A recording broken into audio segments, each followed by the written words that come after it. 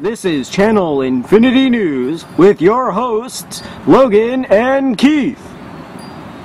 Keith, we're on. Keith, wake up. Hello.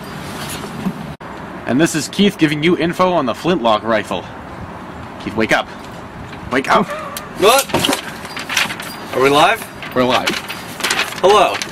And we have some disturbing news. The flintlock rifle is going to be outsourced.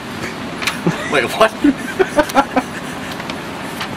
And now, here's why you should not buy a flintlock rifle. Instead, go to the percussion rifles. They're much better. See this right here? It's called the frizzen pan. This is where you used to put your gunpowder and all that, and it would get wet, and you would be trying to kill a bear.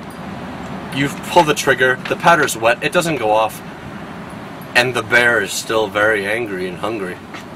And you know what happens when bears are angry and hungry. Yes, you do. What do you think happened to your Uncle Steve yesterday? Okay? Okay, but see that piece of flint right there? That broke all the time. That's why I don't buy these anymore. They're terrible. It's like, away with you. It's terrible. And see that screw right there? That screw, it would come undone all the time. You would lose your flint in the middle of a battle. My flint is gone!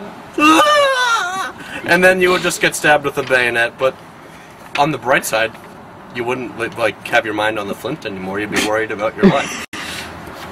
And yes, by the way, don't buy these. And that spring right there, that spring held down the frizzen pan. It breaks often. That's why I lost my leg in the war. My spring broke. And now, here's Logan with the percussion rifle.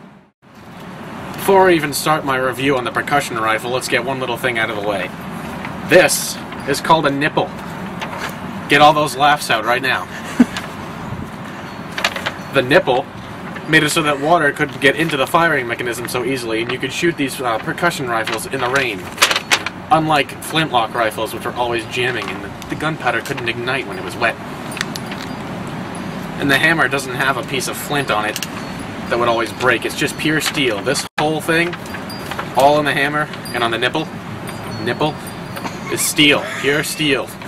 No water damage. Back to you, Keith. Keith. Keith, you're live. Keith! Whoa! Okay. Telegraph, right? Telegraph. Okay. So, I will be talking about the telegraph now. First, it uses a code called Morse code. This was invented by Samuel Morse. It involves a bunch of dots and dashes. These, when used in a bunch of, say, one dot equals, let's see, what was that? I think it's S. And a series of dots and dashes equal different letters and different numbers. And so the telegraph machine used this to send messages between 2 points almost instantaneously. Not instantaneously by today's standards, because nothing's faster than that.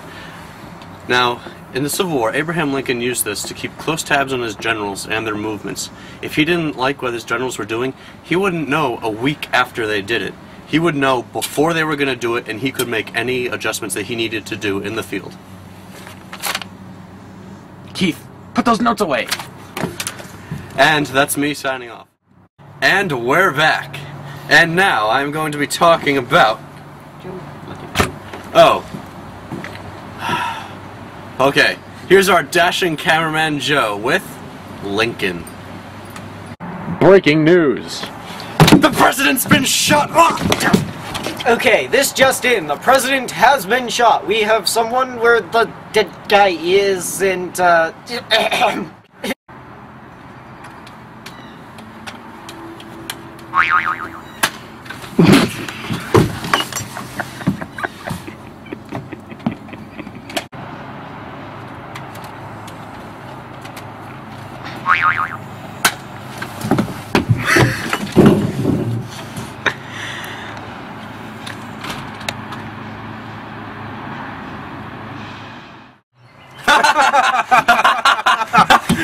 Oh, see how he hit the ground. That could have been on Family Guy.